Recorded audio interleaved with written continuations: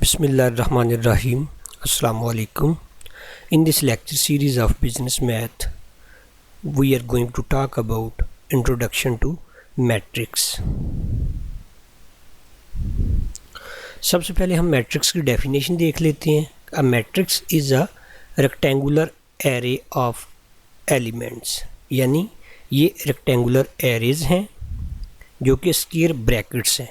इनके अंदर आपने एलिमेंट्स लिखने होते हैं और फिर आप क्या करते हैं, इसको किसी कैपिटल अल्फ़ाबेट से डिनोट कर देते हैं, तो ये बन जाता है आपके पास एक मैट्रिक्स, जैसा कि ये लिखा हुआ है. अब इस मैट्रिक्स में ये जो हॉरिजॉन्टल लाइंस हैं इनको रोज़ कहा जाता है, और ये जो वर्टिकल लाइंस हैं जैसे ये 3 1 2 है, 1 3 -1 या 2 4 6, इनको हम, ये जो वर्टिकल लाइंस हैं इनको हम कॉलम कहते हैं यहाँ पे. और ये जो इसके अंदर 9 आपको एलिमेंट नज़र आ रहे हैं इनको हम एंट्रीज़ कह सकते हैं या एलिमेंट कहते हैं. ठीक है, तो ये हमने लिखा. फिर the horizontal lines of element are called rows and the vertical lines of element are called columns. For example the above matrix has 3 rows and 3 column. इसके अंदर अगर देखें तो 3 ही हॉरिजॉन्टल लाइंस हैं और 3 ही वर्टिकल लाइंस हैं, तो फिर इसमें रोज़ और कॉलम की तादाद जो है वो 3 है. ठीक है, नोट है कि a matrix may have only 1 रो और 1 column. Such a matrix is called a vector. ऐसा मैट्रिक्स जिसमें एक ही रो हो या एक ही कॉलम हो उसको हम वेक्टर भी कहते हैं. इसके बाद order of matrix. The number of rows and column in a matrix is called the order of the matrix. किसी भी मैट्रिक्स के अंदर रोज और कॉलम की तादाद जो है उसको हम उस मैट्रिक्स का ऑर्डर कहते हैं. If a matrix A has m rows and n column. ये हम फर्जी तौर पे ले रहे हैं कि अगर किसी मैट्रिक्स के अंदर m रोज हूँ और n कॉलम हूँ तो फिर उसका जो ऑर्डर होगा उसको हम m/n या m×n लिखा करेंगे. जैसा कि एक एग्जांपल दी गई है आपको, इसमें देखें ये एक मैट्रिक्स गिवन है. इस मैट्रिक्स में हॉरिजॉन्टल लाइंस जो हैं जिनको हम रो कहते हैं वो 3 हैं, जबकि जो वर्टिकल लाइंस हैं जिनको हम कॉलम कहते हैं ये 2 हैं. तो इस मैट्रिक्स बी का जो ऑर्डर है वो क्या है, 3/2. उसके बाद row matrix. A matrix with only 1 row is called a row matrix. ऐसा मैट्रिक्स जिसमें एक रो हुआ करेगी उसे हम रो मैट्रिक्स कहेंगे. It is also called row vector, जैसा कि ये है. ये मैट्रिक्स सी जो है इसमें एक ही रो है, जबकि इसमें कॉलम अगर देखे जाएं तो कॉलम 3 है. इस वजह से चूंकि एक रो है इस वजह से हम इसे रो मैट्रिक्स कहेंगे. इसी तरह से कॉलम मैट्रिक्स है. अ मैट्रिक्स विद ओनली 1 कॉलम. ऐसा मैट्रिक्स जिसमें एक ही कॉलम हो उसे हम कॉलम मैट्रिक्स कहते हैं, जैसा कि ये है. अब देखें इसमें रोज जो हैं वो 3 हैं लेकिन कॉलम 1 है, इस वजह से इसे हम कॉलम मैट्रिक्स कहेंगे. Square matrix. If the number of rows and number of columns of a matrix are equal. किसी भी मैट्रिक्स के अंदर जब रोज और कॉलम की तादाद जो है वो एक जैसी होगी तो उसे हम स्क्वायर मैट्रिक्स कहेंगे. जैसा कि ये एग्जांपल में मैट्रिक्स ई गिवन है और मैट्रिक्स एफ गिवन है. इसमें देखें 2 ही हॉरिजॉन्टल लाइन हैं, 2 ही वर्टिकल लाइन हैं. एफ में देखें तो 3 रोज़ हैं, 3 ही कॉलम हैं. तो ये हमने इनका साथ जो है वो ऑर्डर भी लिखा हुआ है, 2/2 और 3/3. ये जो फर्स्ट नंबर होगा ये नंबर ऑफ़ रोज़ को और सेकंड नंबर ऑफ़ कॉलम को डिनोट कर रहा होगा. ज़ीरो और नल मैट्रिक्स. अब ज़ीरो और null matrix is a matrix in which every element is zero. Matrix का ऑर्डर जो मर्ज़ी हो लेकिन अगर उसकी सारी की सारी एंट्रीज़, उसके सारे एलिमेंट जो हैं वो 0 हैं तो उसको हम नल या ज़ीरो मैट्रिक्स कहते हैं और उसको हम ओ से डिनोट करते हैं. इसी तरह से यूनिट और identity matrix. A square matrix of order n/n with units in the principal diagonal and zeros elsewhere is called a unit or identity matrix. यानी पहले नंबर पे मैट्रिक्स का क्या होना ज़रूरी है, स्क्वायर मैट्रिक्स होना ज़रूरी है, उसमें नंबर ऑफ़ रोज़ और नंबर ऑफ़ कॉलम का इक्वल होना ज़रूरी है। उसके बाद जो उसका प्रिंसिपल डायगोनल होगा ये जैसे ये 1 1 1 आपको नज़र आ रहे हैं, ये ऐसे, इसी तरह से ये प्रिंसिपल डायगोनल में सारे एलिमेंट 1 1 हों और प्रिंसिपल डायगोनल के अलावा जितने भी एलिमेंट उस मैट्रिक्स के अंदर इन्वॉल्व हों सारे के सारे ज़ीरो हों, जैसा कि इसमें है। उसको हम फिर कहते हैं यूनिट या आइडेंटिटी मैट्रिक्स और उसको कैपिटल आई से डिनोट किया जाता है। Equality of two matrix, two matrices are said to be equal if they have the same order and all corresponding entries are equal. दो मैट्रिसेस को हम इक्वल तब कहते हैं जब दोनों का ऑर्डर भी सेम हो और दोनों के कॉरस्पॉन्डिंग एलिमेंट अपनी अपनी पोजीशन वाले एलिमेंट जो हैं वो भी एक जैसे हों, तो हम कहते हैं कि ये दोनों मैट्रिक्स जो हैं ये इक्वल मैट्रिक्स है। जैसा कि ये फर्स्ट एग्जांपल में देखें, इस मैट्रिक्स का ऑर्डर जो है ये भी 2 बाई 2 है, इसका ऑर्डर भी 2 बाई 2 है। अब देखें ज़रा फर्स्ट पोजीशन वाला, यानी इसका जो फर्स्ट रो और फर्स्ट कॉलम में एलिमेंट है वो है 2, इसका भी उसी पोजीशन पे 2 है। फिर इसका फर्स्ट रो और सेकंड कॉलम में एलिमेंट है 4, इसका उसी पोजीशन वाला 4 है। फिर इसका सेकंड रो और फर्स्ट कॉलम वाला एलिमेंट 3 है, सेकंड रो और सेकंड कॉलम वाला एलिमेंट 5 है, और इसके भी उन पोजीशन वाले एलिमेंट जो हैं वो वही हैं जो इसमें है। इनको कहते हैं हम कॉरस्पॉन्डिंग एलिमेंट। जैसे ये 3 है, ये भी 3 है, ये सेकंड रो और फर्स्ट कॉलम इसकी पोजीशन है और इसकी पोजीशन भी वही है, ये दोनों कॉरस्पॉन्डिंग है। ये 5 5 के कॉरस्पॉन्डिंग है, अपनी अपनी पोजीशन वाले जो है, ऑर्डर भी इनके सेम है, तो ये तो हो गए दोनों इक्वल मैट्रिक्स। इक्वालिटी चेक करने के लिए आपने दो कंडीशंस देखना होती है, पहले नंबर पे ऑर्डर का सेम होना, दूसरे नंबर पे कॉरस्पॉन्डिंग एलिमेंट का सेम होना। लेकिन अगर इसमें देखें तो इसका ऑर्डर जो है ये 3 बाई 3 है, इसका ऑर्डर 3 बाई 2 है, तो चूँकि इनके ऑर्डर ही एक जैसे नहीं तो फिर ये दोनों मैट्रिक्स इक्वल भी नहीं हो सकते। इसी तरह से addition of a matrix, if A and B are two matrix of the same order, then a plus b is a matrix in which each element of a plus b is the sum of the corresponding element in a and b, and a plus b is of the same order as a and b। कहता है कि आपके पास दो matrix हों, एक a हो दूसरा b हो, लेकिन हों दोनों सेम ऑर्डर के, तो फिर आप क्या कर सकते हैं, उनको ऐड या सब्ट्रैक्ट कर सकते हैं। फिर आपको उन दोनों का जो सम मिलेगा, जो उन दोनों का रिजल्टेंट मैट्रिक्स मिलेगा, वो कैसे मिलेगा। अब क्या करेंगे, उन दोनों मैट्रिक्स के जो कॉरस्पॉन्डिंग एलिमेंट्स हैं उनको आप ऐड करेंगे। ऐड करने से आपको उन दोनों का सम मिल जाएगा और फिर जो आपको रिजल्टेंट मैट्रिक्स मिलेगा a प्लस बी, उसका ऑर्डर भी वही होगा जो a का ऑर्डर है या b का ऑर्डर है। जैसा कि ये एग्जांपल है, ये a हमने लिया, ये b लिया, दोनों हमने स्क्वायर मैट्रिक्स ले लिए, दोनों का ऑर्डर 2 बाई 2 है। अब हमने क्या करना है, इन दोनों को ऐड करना है। ये हमने a प्लस बी लिखा, ये फर्स्ट वाला ये मैट्रिक्स a है, ये सेकंड वाला मैट्रिक्स b है। अब करना क्या है, हमने इनकी एडिशन कैसे परफॉर्म करनी है, हमने इनके कॉरस्पॉन्डिंग एलिमेंट को ऐड करना है। मसलन ये फर्स्ट एलिमेंट है 2, इसी पोजीशन वाला सेकंड मैट्रिक्स का जो एलिमेंट है वो 3 है, इन दोनों को ऐड करेंगे 2 प्लस 3। फिर ये 4, इसी पोजीशन वाला इस मैट्रिक्स में है 1, इन दोनों को ऐड करेंगे। इसी तरह से ये 3 और 7 और 5 और 8 को ऐड करके इनका जो सम मिलेगा आपको वो होगा इन दोनों का रिजल्टेंट मैट्रिक्स, यानी a प्लस बी। ये a प्लस बी को डिनोट कर रहा है।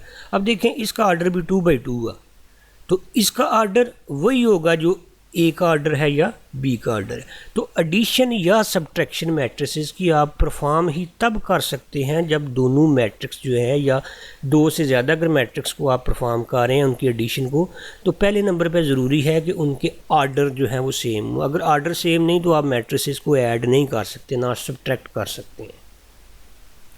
इसी तरह से multiplication of a matrix bye a real number, किसी मैट्रिक्स को आप किसी रियल नंबर से जब मल्टीप्लाई करें तो जो रिजल्टेंट मैट्रिक्स मिलता है वो कैसा होता है।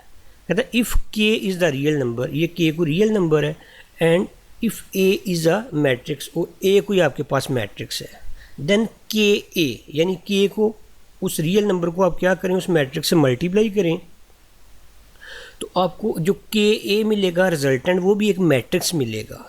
इन which each element is the product of k, जिसमें हर एलिमेंट जो है ए का वो अब क्या होगा कि एक एलिमेंट क्या होगा, वो ए के एलिमेंट्स को आप क्या करेंगे के साथ मल्टीप्लाई करके लिख लेंगे। Product of k times the corresponding element of A. मसलन ये ए आपको मिला है, ये हमने लिया फॉर एग्जांपल के हमने 2 लिया, करना क्या हमने के को ए से मल्टीप्लाई किया तो के यानी 2a, ये ए हमने ये लिख लिया 2 से मल्टीप्लाई किया, करना क्या है कि ये जितनी भी इसकी एंट्रीज हैं 9 की 9 सबको आपने 2 से मल्टीप्लाई कर देना है। 2 से मल्टीप्लाई करके तो ये रिजल्टेंट मैट्रिक्स आपको मिल गया, इसको हम कहेंगे कि ये के ए है।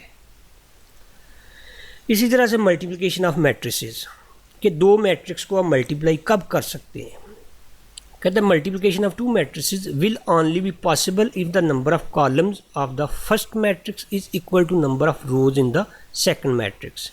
In this case, the matrices are said to be comfortable for multiplication. Thus, if the order of first matrix is m by p and that of the second matrix is p by n, the multiplication will be possible and the result will be a matrix with order m by n. कहता है 2 matrices जो है उनकी multiplication possible तब होती है जब जो first matrix है उसके number of columns और सेकंड मैट्रिक्स जो है उसके नंबर ऑफ़ रोज़ की तादाद एक जैसी हो, तो फिर आप कह सकते हैं कि हम इन दोनों मैट्रिक्स को मल्टीप्लाई कर सकते हैं, उनकी मल्टीप्लिकेशन पॉसिबल है।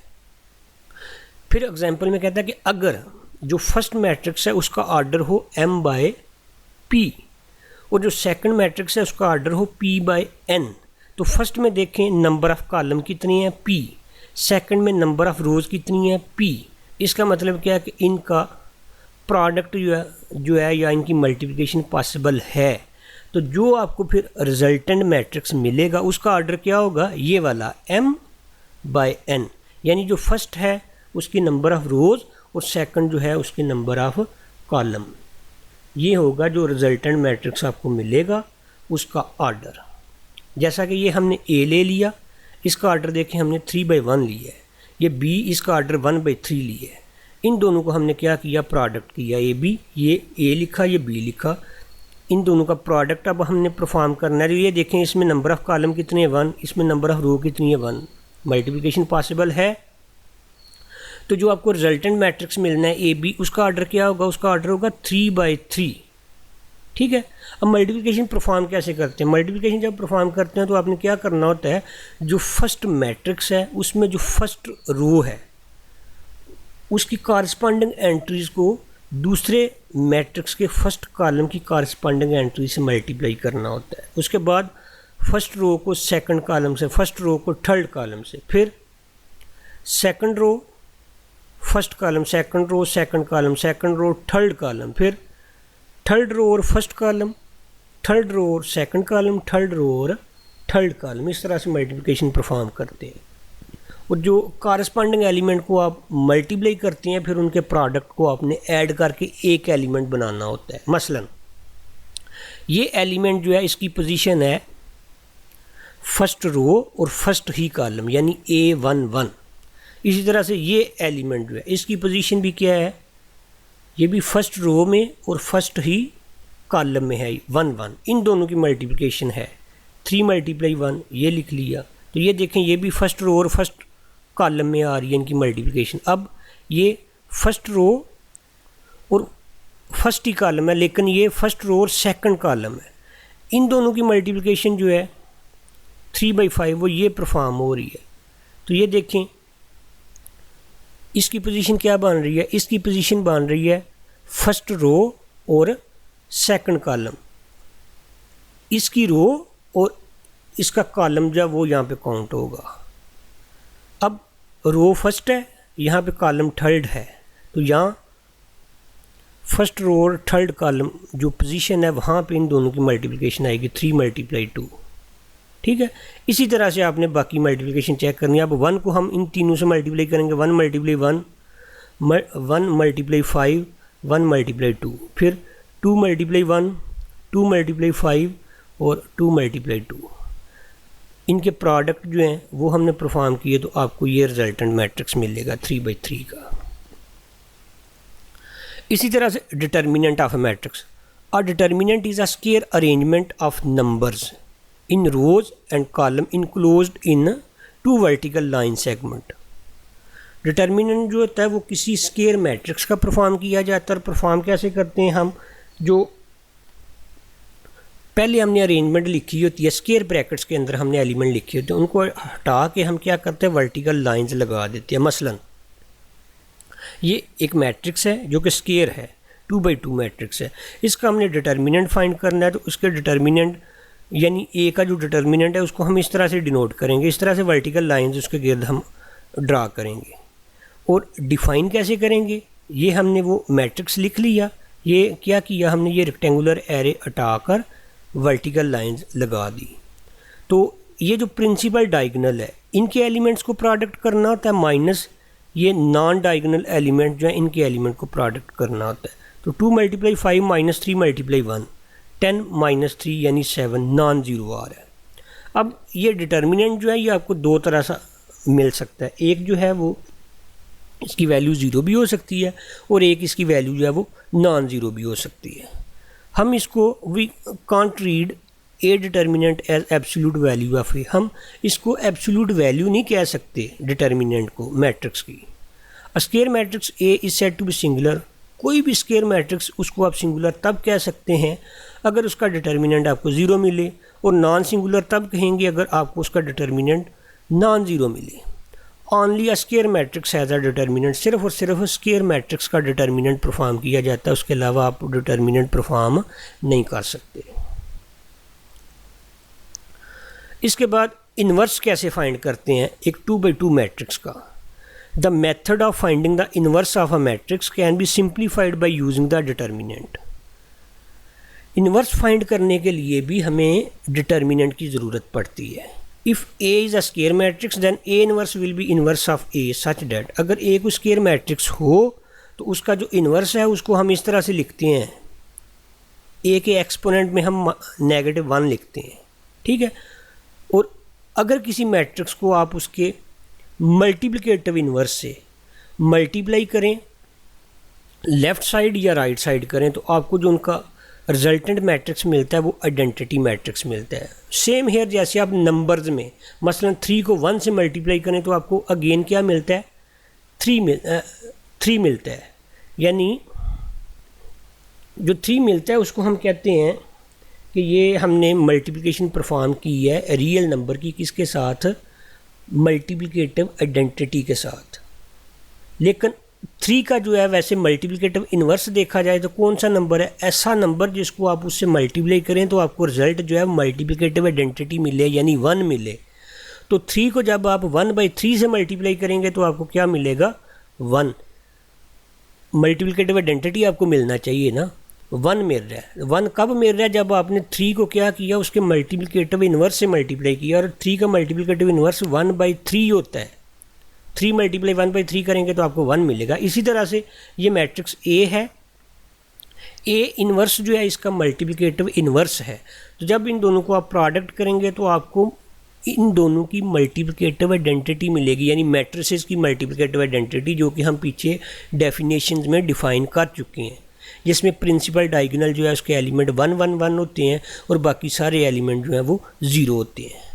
अब मसलन देखें, एक मैट्रिक्स हमने फ़र्ज़ी तौर पे लिख लिया कि ये A11 A12 A21 A22 है, तो इसका इन्वर्स कैसे हम फाइंड करेंगे, इसका इन्वर्स होगा adjoint bye determinant of A। अब एडजॉइंट जो है वो कैसे परफॉर्म करते हैं, ये एडजॉइंट हमने लिखा हुआ है इस मैट्रिक्स का।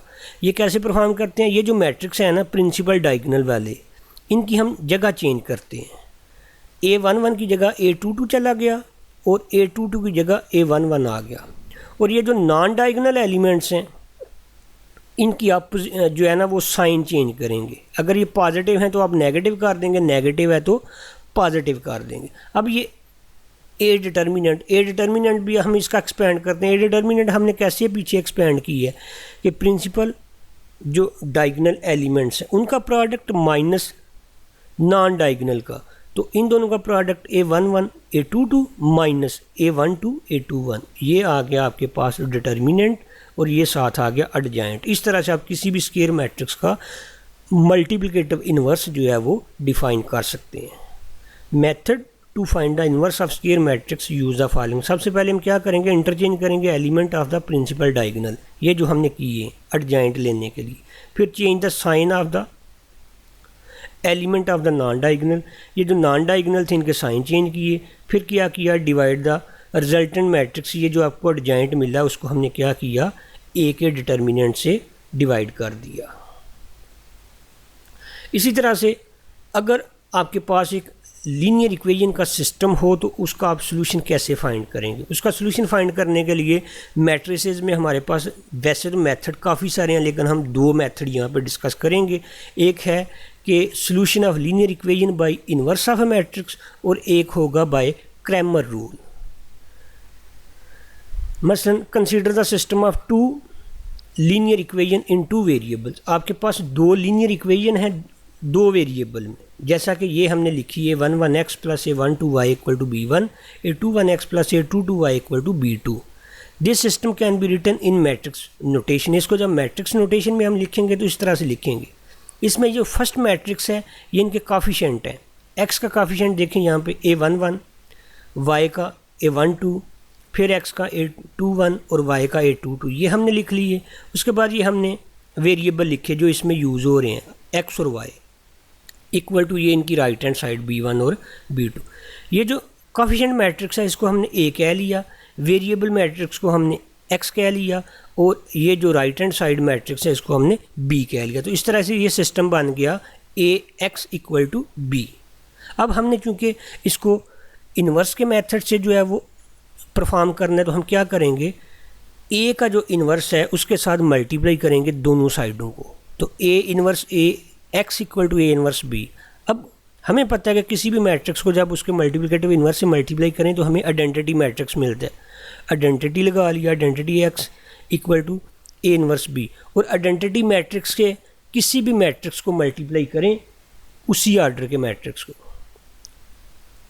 या मल्टीप्लिकेशन आपको पता है कैसे परफॉर्म होती है कि अगर आइडेंटिटी आपने पहले लिखी है, आइडेंटिटी का जो ऑर्डर है इसमें जो नंबर ऑफ़ कॉलम्स हैं, अगर दूसरे मैट्रिक्स में उतनी नंबर ऑफ़ रोज़ हैं तो इनकी मल्टीप्लिकेशन पॉसिबल है। लेकिन जो आपको प्रोडक्ट मिलेगा वो अगेन आपको x ही मिलेगा। जैसे 3 और 1 का प्रोडक्ट मैंने बताया था कि 3 को जब आप 1 से मल्टीप्लाई कर तो आपको अगेन जो है वो 3 ही मिलता है। इसी तरह से जैसे किसी मैट्रिक्स को आप आइडेंटिटी मैट्रिक्स से मल्टीप्लाई करते हैं तो आपको अगेन जो है वही मैट्रिक्स मिलता है।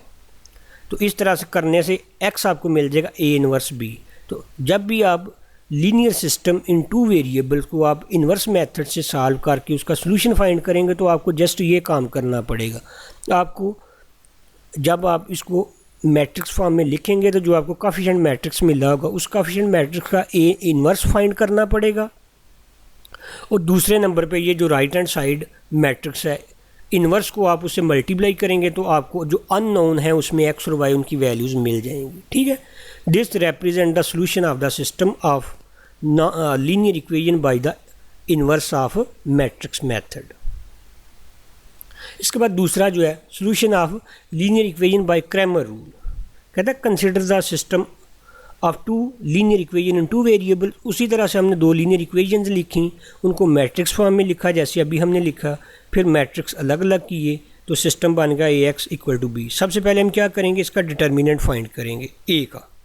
अगर a का डिटर्मिनेंट जो है वो नॉन ज़ीरो है तो फिर इसका सोल्यूशन एग्जिस्ट करता है इस सिस्टम का, अदरवाइज सोल्यूशन एग्जिस्ट नहीं करेगा। किसी भी सिस्टम में अगर डिटर्मिनेंट जो है वो ज़ीरो आ गया तो इसका मतलब क्या है कि उसका सोल्यूशन जो है वो एग्जिस्ट नहीं करता।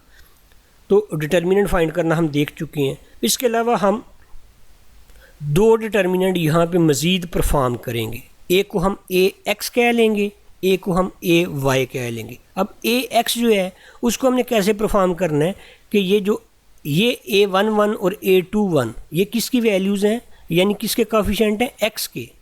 तो यहाँ से हम क्या करेंगे, उस मैट्रिक्स के अंदर जो x के कोफिशिएंट हैं उनको छोड़ देंगे, इनकी जगह ये राइट हैंड साइड लगाएंगे B1 B2 ये लगा ली, और सेकंड कॉलम जो है यानी y के कोफिशिएंट वही रहेंगे। ये तब होगा जब आप ए एक्स परफॉर्म कर रहे हैं। इसी तरह से जब आप ए वाई परफॉर्म करेंगे तो वाई वाले काफिशेंट आप ए वन वन और ए टू टू इन दोनों को छोड़ देंगे, इनकी जगह right hand side b one b two लगा लेंगे और फर्स्ट कॉलम यानी एक्स के काफिशेंट आपके पास वही रहेंगे।